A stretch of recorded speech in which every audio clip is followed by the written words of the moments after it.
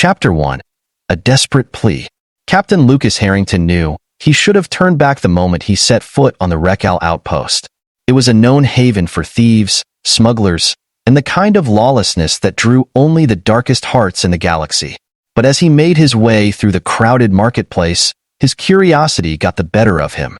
A storm of voices filled the air, some haggling, some shouting, others murmuring in a dozen alien dialects he didn't recognize. He'd been around enough star systems to know that while the outer rims could be dangerous, they were also where you could find things few others had ever seen. Ducking under the tarp of a spice merchant's stall, Lucas moved further into the maze of narrow pathways that wound through the marketplace. Brightly colored wares hung from every stall, filling the air with scents that ranged from sweet to revolting. His hand never strayed far from his blaster, hidden under his coat. While he'd survived countless skirmishes and seen more than his share of danger, something about this place set his instincts on edge. Then he herded a crowd gathered near the far end of the marketplace, their voices raised in excitement and anticipation. He'd seen this kind of gathering before on other planets. It was the unmistakable sound of an auction, the crowd's energy fueled by their thirst for something rare, something precious. Against his better judgment, he edged closer, peering over the shoulders of spectators until he caught sight of the platform in the center. There, under the harsh glow of floodlights, was a row of alien figures, each shackled, each bearing the scars of a life in chains. Slaves. Lucas's stomach churned at the sight. He knew about the slave trade that plagued the galaxy, and while he'd crossed paths with it before, he had never found himself this close to the cruelty. He clenched his fists, resisting the urge to storm forward. He was only one man, and a lone act of heroics wouldn't change a system as corrupt as this one. Just as he was about to turn away, someone caught his eye. She was different from the others, her skin a rich shade of emerald that shimmered faintly under the lights. Her eyes were a striking silver, sharp yet sad, as though they held 1,000 unspoken words. She stood with a quiet dignity, her gaze fixed straight ahead, refusing to meet the eyes of the jeering crowd. The alien woman wore a thin, tattered robe, her wrists and ankles bound by energy cuffs that pulsed with a faint red glow, marking her as property in the eyes of those who held her captive. And then, as if sensing his gaze, she looked straight at him. Her eyes locked onto his, a plea unspoken yet unmistakable. "Help me, please." The words were silent, yet they echoed in his mind, resonating with a desperation that pierced through his hardened exterior. Lucas felt a surge of emotion he couldn't quite place. He'd spent years ignoring the plight of others, telling himself that his role as a trader demanded pragmatism, not sentiment. Yet something in her eyes held him captive, stirring a sense of duty he thought he'd buried long ago. He hesitated, torn between the part of him that knew better than to get involved and the part that couldn't walk away. Lot 36. The auctioneer's voice boomed. A grotesque creature with slimy blue skin and a voice as grating as a malfunctioning engine. A rare empath from the Zayton system. They say one of her kind can feel your deepest emotions, see into your heart. Just imagine the possibilities. She's been trained to obey. No resistance, no defiance. The crowd murmured in awe, intrigued by the promise of a creature who could read them, feel them. Lucas's mind raced as he realized the implications. He'd heard of the Zaytons, a race famed for their empathic abilities. They could read emotions as easily as others read words, a trait that made them highly sought after, especially among the galaxy's elite who craved control over their enemies, their allies, even their lovers. The auctioneer continued, his voice dripping with contempt as he recited her qualities. "She can be yours for a starting bid of 10,000 credits. Who'll open the bidding?" Several hands shot up, and the price climbed rapidly, each bid driving a fresh surge of excitement through the crowd. Lucas clenched his jaw, feeling a mounting anger that threatened to consume him. He'd seen many things in his life, but this was different. This was a being forced into servitude, stripped of her freedom for nothing more than the amusement of those who could afford her. His hand drifted toward his blaster, a reckless thought flitting through his mind. He could fight his way through, take her by force. But he knew better. This was a place where bloodshed would only end in more death, likely his own. He needed another way. Taking a deep breath, he raised his hand. 20,000 credits, he called. his voice steady and loud enough to cut through the crowd's noise. The auctioneer's eyes widened, and the crowd turned, their gazes shifting to him with interest. It was an exorbitant bid, one that surpassed the usual price for a slave, even one as rare as a Zayton empath. The crowd fell silent, whispers rippling through as they waited to see if anyone would match his offer. Silence stretched on, and finally, the auctioneer gave a toothy grin, slamming his gavel. "Sold. To the gentleman with the questionable taste," he sneered, clearly disappointed by the lack of a bidding war. Lucas felt the weight of his decision settle over him as the auctioneer gestured to the guards, who roughly shoved the alien woman forward. She stumbled slightly, her gaze still fixed on him with a mixture of wariness and disbelief. Lucas approached her, his heart pounding. What had he just done? The guards handed him a small control device, the key to her energy cuffs. With a quick press of the button, the restraints released, clattering to the ground. The woman rubbed her wrists, her eyes never leaving his face. "Why?" she asked, her voice soft and laced with suspicion. It was the first time he'd heard her speak, and her tone was almost melodic, carrying an accent he couldn't place. Lucas shrugged, trying to mask his own uncertainty. "Let's just say, I couldn't stand seeing you treated like that." He glanced around, noting the attention they were still drawing. "Come on, we need to get out of here." He led her through the crowd, which parted grudgingly to let them pass. Some of the onlookers muttered insults under their breath, sneering at his choice to buy a slave only to set her free. Lucas ignored them, focusing on putting as much distance between them and the marketplace as possible. Once they were clear of the crowd, Lucas guided her into a quiet alley. "Listen," he said, "I know this is all sudden, but you're free now. You can go wherever you want." She looked at him, her silver eyes unreadable. "You've freed me physically, yes, but my heart, my essence is still bound. It is how my captors control me. Even now, I am only partially free." She took a step closer, her gaze intense. "But if you truly want to help me, there is a way. Free me completely, and I will give you my heart." Lucas blinked, taken aback. "Your heart?" "Yes," she said, her voice unwavering. "It is the center of my power, the core of my empathy. It's bound by a stone held by those who enslaved me, an ancient artifact they used to control my people. If you help me find it and break my bond, I will offer my heart to you in gratitude. It is the most sacred thing I can give." Lucas stared at her, his mind racing. He hadn't planned on becoming entangled in a mission of liberation, but looking into her eyes, he felt the pull of something deeper, a calling, perhaps one that urged him to do more than simply walk away. He nodded slowly, his voice firm. "All right, Zyra, I'll help you." A faint smile graced her lips, and for the first time, he saw a glimmer of hope in her eyes. The journey that lay ahead would be dangerous, but Lucas felt a resolve building within him.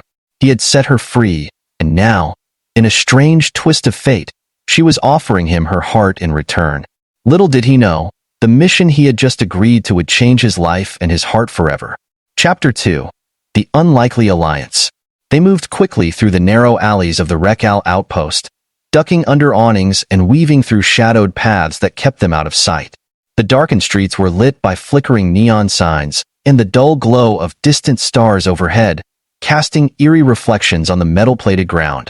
Lucas's heart pounded, but he kept his face calm. He was used to operating in dangerous places, though this mission was unlike any he'd undertaken before. Beside him, Zyra walked with an eerie grace, her silver eyes scanning their surroundings with quiet vigilance. Her movements were fluid, almost soundless, and Lucas realized that she must have learned to move this way to survive in her former captivity. Despite her composed exterior, he could sense a tension in her, a readiness to flee if necessary. They finally reached the small docking bay where Lucas's ship, the Valiant, was parked. It was a battered but reliable freighter, a workhorse of a ship that had seen its fair share of galactic storms and firefights. Lucas felt a sense of relief wash over him as they approached. He was back in his territory now, in the one place he knew he could trust. "Here it is," he said, waving his hand toward the ship. "The Valiant. Not the prettiest, but she'll get us out of here in one piece." Zyra studied the vessel, her eyes tracing the scuffed metal plating, the faded paint, and the slight tilt to one of the landing struts. Her expression was unreadable, though Lucas couldn't help but feel a flicker of self-consciousness. She nodded, and without a word, followed him up the ramp and into the main hold. The ship's interior was dimly lit, filled with a mix of old crates, spare parts, and various tools scattered around in organized chaos. Lucas led her to a small seating area where she could rest while he powered up the engines. As the ship hummed to life, Lucas took his seat at the helm, his fingers moving over the controls with practiced ease. He glanced back at Zyra, who was watching him intently, her hands folded neatly in her lap. Her posture was relaxed, but there was an alertness in her gaze that made him think she was still on guard, as though she were waiting for something to go wrong. "So," he said, breaking the silence as he punched in coordinates for a jump, "where are we headed?" Zyra hesitated, her gaze drifting toward the viewport where stars glittered against the vastness of space. "There is a place," she began slowly, "where my captors store the artifacts they use to control those like me. It is on a planet called Gervon." Lucas frowned, recognizing the name.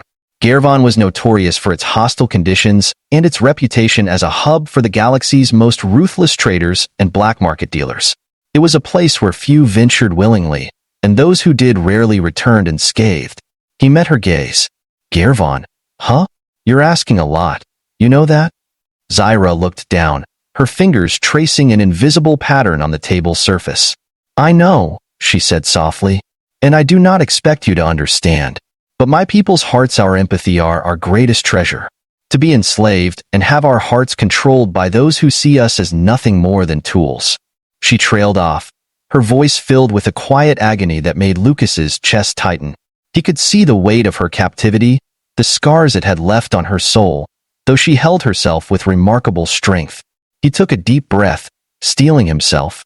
This mission was no longer about helping a stranger. It was about standing against something he despised. He couldn't walk away now, not after seeing the pain in her eyes. "We'll get that artifact," he said, his voice firm, "but I need to know what we're up against. Who are we dealing with here?" Zyra looked up, her expression serious. "They call themselves the Ural Syndicate. They are powerful, ruthless, and well-armed.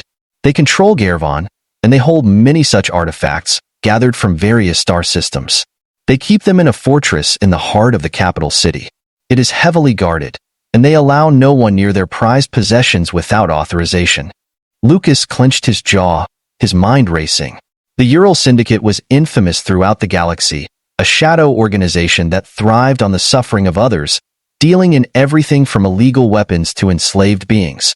Breaking into one of their fortresses would be a suicide mission for most. But Lucas had pulled off the impossible before, and he wasn't about to back down now. "All right," he said, nodding. "We'll need a plan. I have a few contacts on Gervon who might be able to help us get inside without drawing too much attention. But once we're in, we're on our own." Zyra gave a slight nod, her eyes gleaming with a hint of hope. "Thank you, Lucas," she said quietly. You are giving me a chance I thought I would never have." He felt a warmth in his chest at her words, though he tried to shrug it off. "Don't thank me yet," he said, his tone gruff. "We haven't done anything yet." As the ship slipped into hyperspace, Lucas leaned back in his seat, letting the hum of the engines lull his mind into a state of calm. They had a dangerous mission ahead, but for the first time in a long while, he felt a sense of purpose, a drive that went beyond his usual pursuits of profit and survival. Over the next few days, as they traveled toward Gervon, Lucas and Zyra fell into an easy rhythm. She proved to be a quick learner, and her natural empathy allowed her to anticipate his needs in a way that made her an invaluable companion. Despite her guarded demeanor, he began to see glimpses of her true self, the woman beneath the fear and pain. During their time together, she opened up, sharing stories of her people and the beautiful, peaceful world she had once called home. She spoke of the Zaytans' rich culture, their close-knit communities, and their deep connection to one another through their empathic abilities. For them, empathy wasn't just a skill. It was a way of life, a bond that connected them on a profound level. As she shared her stories, Lucas found himself drawn to her, captivated by her strength and resilience. She was unlike anyone he had ever met, vulnerable yet unbreakable, gentle yet fierce. And despite his best efforts, he felt his defenses crumbling, his heart softening toward her in a way that left him both intrigued and unsettled. One evening, as they sat together in the dim light of the ship's common room, Zyra looked at him, her silver eyes reflecting the stars outside. "Why did you help me, Lucas?" she asked softly. "When you could have walked away?" He hesitated, searching for the right words.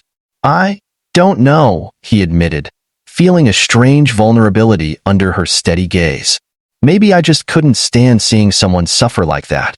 Or maybe—" He trailed off, unsure how to explain the pull he had felt, the inexplicable need to intervene. Zyra nodded, as though understanding his thoughts without needing words. "Sometimes, we are drawn to others for reasons we cannot explain," she said. "I have felt it too. A connection. A bond."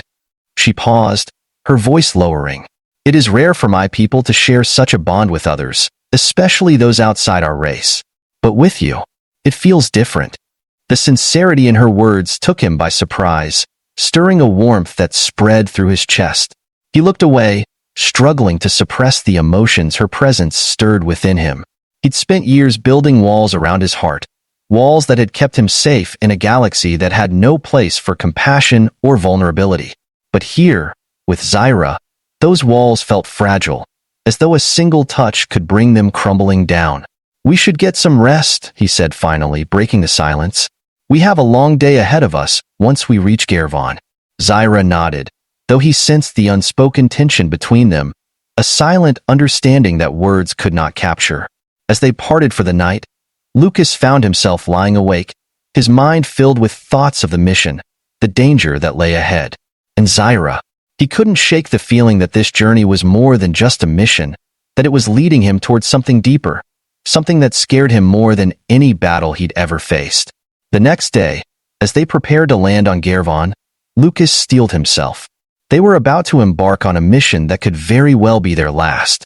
But as he glanced over at Zyra, who stood beside him with a quiet determination, he knew he wouldn't turn back.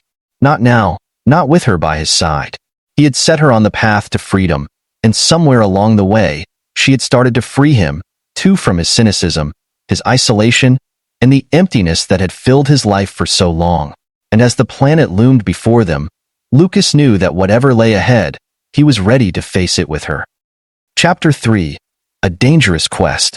The planet Gervon loomed large in the viewport, its surface a blend of rugged mountains, dense forests, and sprawling industrial cities cloaked in pollution. Gervon was no paradise.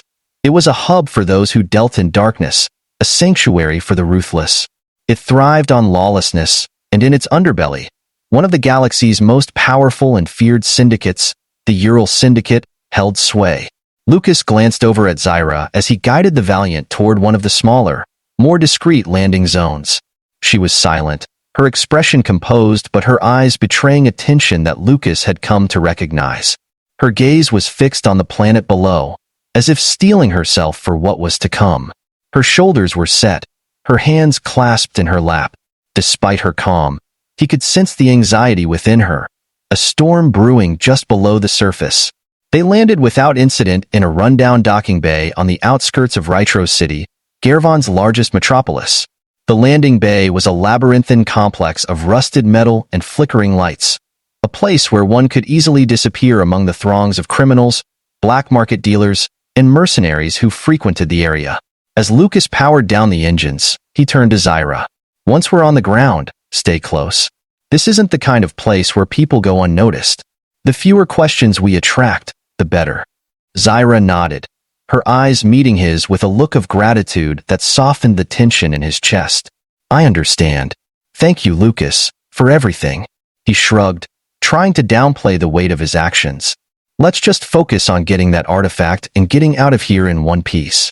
Once outside, they moved quickly through the narrow streets, cloaked in the shadows cast by the towering industrial buildings around them. The air was thick with the scent of oil and smoke, and the sounds of clanging metal and distant shouts filled the air, creating an unsettling atmosphere. Lucas led the way, his hand never straying far from the blaster at his hip. He guided Zyra through the winding streets to a dimly lit bar nestled between two larger buildings. The sign above the door flickered weakly, casting an eerie glow over the entrance. It was the kind of place that looked uninviting to outsiders, But to Lucas, it was exactly where they needed to be. He pushed open the door, and they stepped inside. The bar was dark, filled with smoke and the smell of cheap alcohol. Patrons sat hunched over tables, their eyes darting suspiciously as they sized up anyone who entered. At the back of the room, a grizzled man with a scar running down his face caught Lucas's eye and gave a nod of recognition. This was Halvok, one of Lucas's old contacts, a former mercenary who had once run with the Ural Syndicate before breaking ties and going underground. Lucas gestured to Zyra to stay close and approached Halvok's table. The man looked up, his gaze shifting to Zyra with a curious, calculating glint before returning to Lucas. Well, Halvok drawled, his voice rough. Didn't expect to see you here, Harrington. And with interesting company, no less. Lucas ignored the remark, keeping his tone steady. I need information, Halvok. The Ural Syndicate has something I want, and I need to get my hands on it. Halvok raised an eyebrow, his lips curving into a smirk. You've always had a death wish, Lucas, but this? You're looking to steal from the Syndicate? I wouldn't be here if it wasn't important, Lucas replied. There's an artifact in their fortress. It's bound to her. He nodded toward Zyra. We need it to break her bonds. Halvok's expression shifted, his gaze softening slightly as he studied Zyra.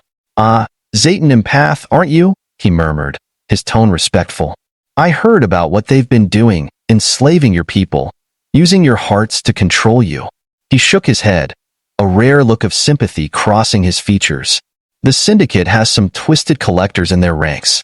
Zyra's expression remained composed, but Lucas noticed a flicker of relief in her eyes. Halvok seemed to understand, and that made Lucas feel a bit more at ease. He trusted Halvok's grudging respect for Lucas's integrity, though he knew trust was a slippery concept in a place like Gervon. Can you help us? Lucas asked, his tone urgent. We're on a tight timeline, and we need a way in. Halvok scratched his chin thoughtfully, then leaned in, his voice low. You're in luck. The Syndicate's fortress has a back entrance, an old smuggler's tunnel that runs under the city. They don't use it much, but it's guarded by a handful of their men. It's risky, but it'll get you inside without going through the front. Lucas nodded, committing the directions to memory. Thanks, Halvok. I owe you one. Halvok gave a curt nod, but there was a glint in his eye that suggested he was more than happy to see the Syndicate's operations disrupted. You be careful, Harrington. The Syndicate doesn't take kindly to intrusions. With Halvok's directions, they made their way to the outskirts of the city, where the tunnel entrance was hidden among a cluster of abandoned buildings. The entrance was covered by a thick, rusted metal grate, with the Syndicate's insignia faintly visible on it, a warning to any who dared approach. Lucas studied the grate, checking for traps before prying it open. They slipped into the dark, narrow tunnel, the walls lined with faded symbols and long-dried stains that hinted at the passage's grim history. Zyra stayed close, her steps quiet but purposeful. Lucas admired her resilience, her quiet strength. Despite her fear, she had an unwavering determination that reminded him of why he'd chosen to help her. The tunnel led them beneath the fortress, emerging in a dimly lit basement room filled with crates and equipment. They crept through the fortress's lower levels, dodging guards and avoiding security cameras. Zyra moved with remarkable stealth, her light steps barely making a sound as she followed Lucas through the maze of corridors. Finally, they reached a chamber where the artifact was kept, a massive room lined with glass cases, each one containing objects of immense value and rarity. Lucas spotted the artifact instantly, resting on a pedestal at the center of the room. It was a small, crystalline stone that glowed with a soft, eerie light, the binding stone that held Zyra's heart in its grip. Lucas moved quickly, disabling the security alarms on the case with practiced precision. As he lifted the stone from its pedestal, he felt a strange warmth emanate from it, as though it held a life force of its own. He turned to Zyra, who was watching with wide eyes, her hands clenched tightly in front of her. This is it, he said, holding the stone out to her. Are you ready? Zyra hesitated, her gaze fixed on the stone. Lucas could see the fear and hope mingling in her expression, a vulnerability she had rarely shown. She reached out, her fingers trembling as she touched the stone, and a surge of energy rippled through the room.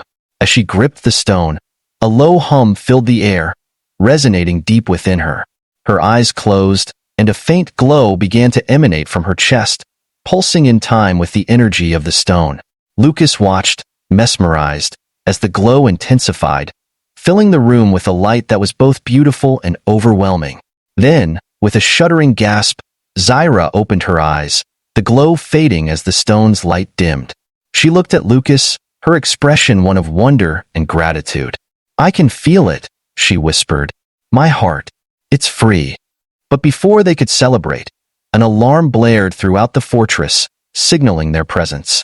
Lucas cursed under his breath, gripping his blaster as footsteps thundered down the corridor outside. "Time to go," he said, grabbing Zyra's hand. They sprinted through the hallways, dodging guards and exchanging fire with those who tried to block their path.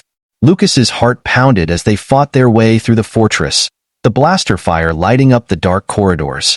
At last, they burst through the main doors, racing across the fortress grounds to reach the cover of the surrounding forest.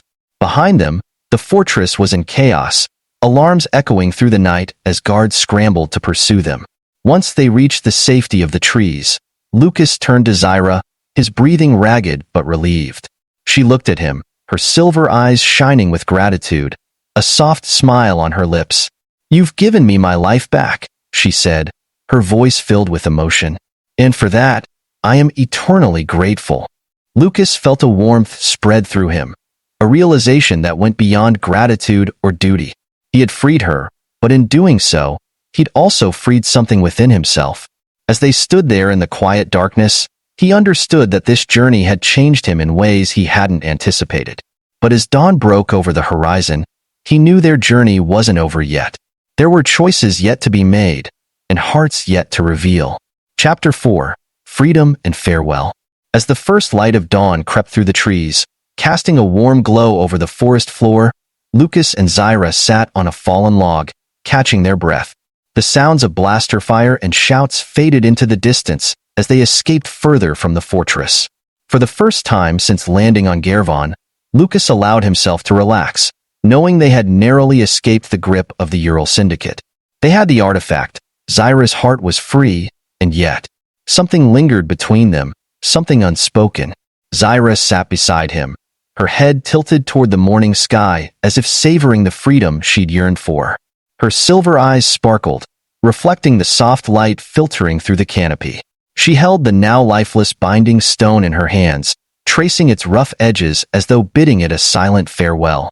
The look on her face was one of peace, yet Lucas sensed a bittersweetness beneath her calm exterior. "This is more beautiful than I imagined," Zyra murmured, her gaze drifting over the landscape.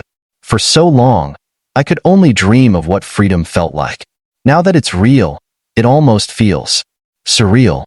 Lucas nodded, watching her carefully. He couldn't deny the relief and pride he felt in knowing they had succeeded, yet a deeper feeling stirred within him, a pang of something he couldn't quite name.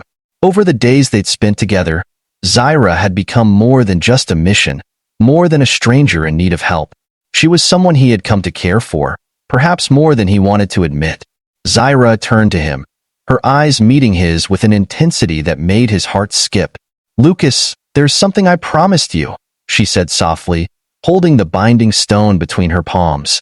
"I told you that if you helped me find freedom, I would offer you my heart in gratitude. My people's custom dictates that I must keep my word." Lucas opened his mouth to speak, but the weight of her words left him momentarily stunned. The offer wasn't just symbolic, it was a tradition of the Zayton people, a profound gesture of trust and honor. By giving him her heart, she was offering him the essence of her being, her empathy, and her spirit. It was a bond that went beyond friendship or gratitude. It was a vow. He started, struggling to find the words. He hadn't expected this, and he didn't want to accept something that would bind her to him out of duty or obligation. He respected her freedom, and he wanted her to live that freedom fully, unburdened by promises. "Zyra," he said gently, reaching out to take her hands in his, "you don't owe me anything. I helped you because it was the right thing to do. You deserve to be free. You deserve to live without anyone holding power over you, not even me." A shadow crossed her face, and she looked down, her expression conflicted. "This isn't just an obligation, Lucas. It's It's my way of honoring what you've done for me. You've given me my life back, and in return, I wish to share a part of that life with you. It's not a gift I offer lightly." He swallowed, feeling the sincerity in her voice, the depth of her conviction. Part of him was drawn to the idea of accepting, of forging a bond with her that went beyond words. But another part, the part that respected her newfound freedom, couldn't bring himself to take what she was offering. "You've already given me something priceless, Zyra," he said, his voice thick with emotion. "You've reminded me what it means to care for someone, to fight for something bigger than myself. That's something I haven't felt in a long time." He took a deep breath, his gaze steady. "But I can't accept your heart if it means binding you to me. You deserve to choose your own path, without any strings attached." She looked at him, her eyes searching his face as though seeking an answer to a question she couldn't voice. For a long, silent moment, they sat there, the unspoken feelings between them filling the space like an invisible bond. Finally, a soft smile touched her lips, and she released the binding stone, letting it fall to the forest floor. "Thank you, Lucas," she whispered, her voice filled with a tenderness that made his chest tighten. "You've given me the one thing no one else could, a chance to be free, truly free. I will carry that gift with me, always." He nodded, feeling a mixture of relief and sadness. This was her choice, her journey, and he respected her decision, even though it meant letting her go. As much as he wanted to keep her by his side, he knew that her freedom was what mattered most. They rose, their footsteps quiet as they walked back toward the clearing where the Valiant awaited them. The forest was alive with the sounds of morning, birds chirping and leaves rustling in the gentle breeze. It felt like the world itself was celebrating Zyra's liberation, a peaceful backdrop to their bittersweet farewell. As they approached the ship, Zyra turned to him one last time. "I'll never forget you, Lucas. Wherever I go, a part of my heart will always belong to you." She reached out, her fingers brushing against his cheek, her touch light and gentle. "Thank you for everything." He placed his hand over hers, holding her gaze. "And I'll never forget you, Zyra. You showed me a kind of bravery I hadn't known, a strength that I can only admire. I hope you find everything you're looking for." They stood there, wrapped in the silence of their shared emotions, until finally, Zyra stepped back, her hand slipping from his. She gave him a small, wistful smile, then turned and began to walk away, her figure disappearing into the trees. Lucas watched her go, a mixture of pride and heartache filling him. He had freed her, and now she was free to find her place in the galaxy, to live her life as she chose.